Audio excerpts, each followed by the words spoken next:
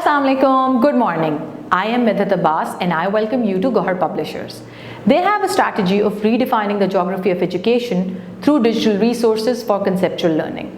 पिछले लेक्चर में हमने यूनिट 11 हेल्थ और हाइजीन की एक्सरसाइज स्टार्ट की थी। आइए आज इसको कंटिन्यू करते हैं। इस पेज पे हम reading and critical thinking skills part का पार्ट बी कर रहे हैं। The question says, identify how the pronouns function in the following statements using the symbols from the chart above. अब जैसा कि आपको ऊपर एक चार्ट नज़र आ रहा है, उसमें हम आपको बताते हैं। सबसे पहले तो मुझे रिकॉल करके बताइए कि प्रोनाउन क्या होता है। Well done. प्रोनाउन एक ऐसा वर्ड है जो कि नाउन की जगह यूज़ होता है, जैसे ही, शी, इट, दे। अब जब हम ये वर्ड्स यूज़ करते हैं सेंटेंसेस में तो इनका अपना एक फंक्शन होता है। अब वो फंक्शन क्या होता है? जैसा कि आप टेबल में देख रहे हो, पहला फंक्शन है सब्जेक्ट। सब्जेक्ट मतलब कि सेंटेंस में जो इंसान, चीज़, ऑब्जेक्ट काम कर रही है या जिसके बारे में बात हो रही है वो सब्जेक्ट के तौर पे प्रोनाउन यूज़ हो। एग्जाम्पल क्या आ जाएगी? You need to change your shoes. अब बात किसके बारे में हो रही है? यू के बारे में, कि उसको अपने जूते बदलने की ज़रूरत है, तो ये हो जाएगा सब्जेक्ट। प्रेडिकेट नॉमिनेट, इसमें एग्जाम्पल क्या होगी? That is you, she remarked about my shoes. अब बात जिस बंदे के बारे में हो रही है लेकिन उसके शूज़ से रिलेट करके की जा रही है, that's why this is predicate nominate. Direct object, direct object ऐसा है जिसके बारे में बात की जाती है, जैसे कि सारा पेंट्स लैंडस्केप्स। अब सारा सब्जेक्ट है लेकिन वो पेंट क्या करती है? That is landscapes.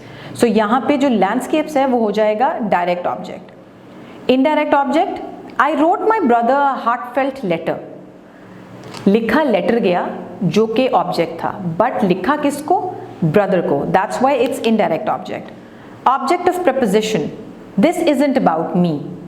Me reflect कर रहा है सब्जेक्ट के ऊपर, so this is going to be object of preposition. Possessive pronoun, the book is mine.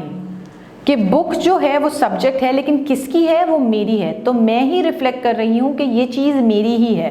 That is going to be a possessive pronoun. अब स्टार्ट करते हैं अपनी exercise. Sentence 1, it says we are going to our house. अब इसमें we क्या है? Excellent, subject. Our क्या है? Possessive pronoun. और हाउस क्या है? Direct object. 2, their decision is final. अब देयर क्या हो जाएगा? Well done, it is going to be a possessive pronoun. Then third sentence, I know where my coat is, said Saima. अब प्रेडिकेट नॉमिनेट हो जाएगा I know where my coat is, क्योंकि उसके बारे में बात की जा रही है, कोट के बारे में, कि उसकी जगह कहाँ है। Fourth one, she is a very valuable player to the team. She हो जाएगा subject. Fifth, she lost her lunch, a little boy said. This is going to be well done, predicate nominate. Sixth, they are so cute, their teacher said. Again, this is going to be a predicate nominate.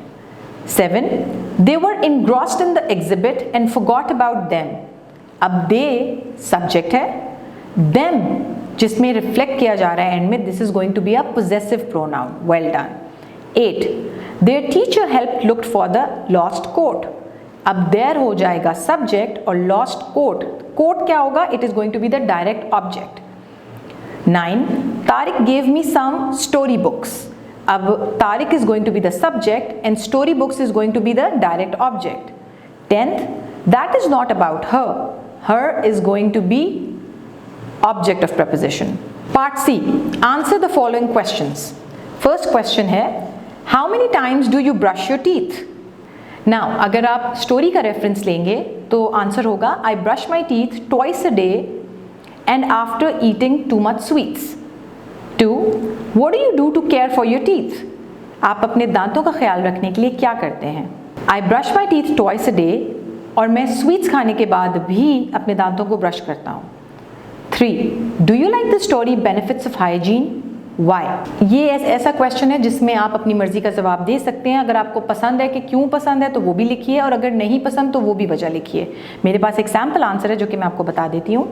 Yes, I like the story benefits of hygiene because it gives a lot of information about how can we keep our teeth healthy and clean. Fourth one is, how many times did Samina and Salman visit the doctor in a year?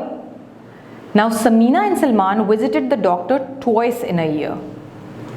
Now, fifth question is, what is the percentage of tooth decay of children in the world? अब ये एक ऐसा question है जो आपको इस बात पे प्रमोट करता है कि आप खुद थोड़ी सी रिसर्च कीजिए। अब ये आंसर हर मुल्क के लिए फ़र्क हो सकता है, पूरी दुनिया के लिए ऑब्वियसली एक एवरेज निकलेगी। आप लोग ये इंटरनेट पे भी सर्च कर सकते हैं।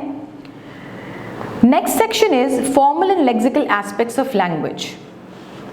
इसका पार्ट ए है, change the following verbs to noun. Before moving on, ये बात समझना ज़रूरी है कि वर्ब्स कौन से वर्ड्स होते हैं और नाउन्स क्या होते हैं। So well done, I know you know them already. Nouns are the names of persons, places, things, and verbs are action words और डूइंग वर्ड्स। हम इंग्लिश लैंग्वेज में जो वर्ब्स होते हैं उनकी फॉर्म चेंज करके उनको नाउन में कन्वर्ट कर सकते हैं। अब जैसा कि पहली एग्जांपल आपके लिए दी हुई है, डेकोरेट, इट्स अ वर्ब, किसी चीज़ को सजाना। नाउन क्या हो जाएगा? Decoration.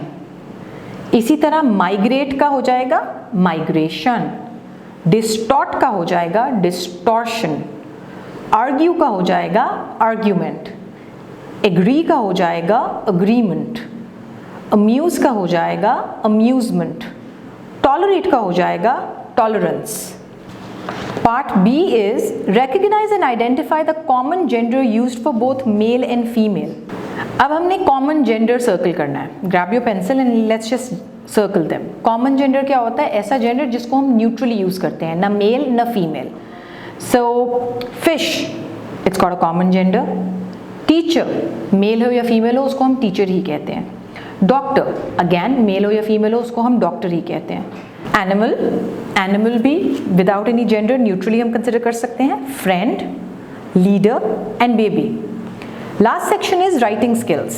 Part A says write a few lines on one of the given animals. अब यहाँ पे पिक्चर में आपको 3 एनिमल्स नज़र आ रहे होंगे, which is a deer, an elephant and a dinosaur.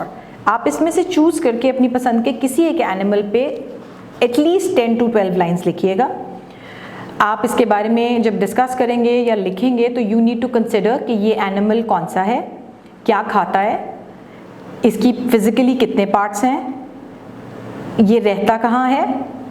अगर आपके पास इस एनिमल के बारे में और भी कोई इन्फॉर्मेशन है तो वो आप वो भी डिस्कस कर सकते हैं। मेरे पास एक सैम्पल आंसर है, वो मैं आपको पढ़ के सुना देती हूँ। Dinosaurs were around millions of years ago.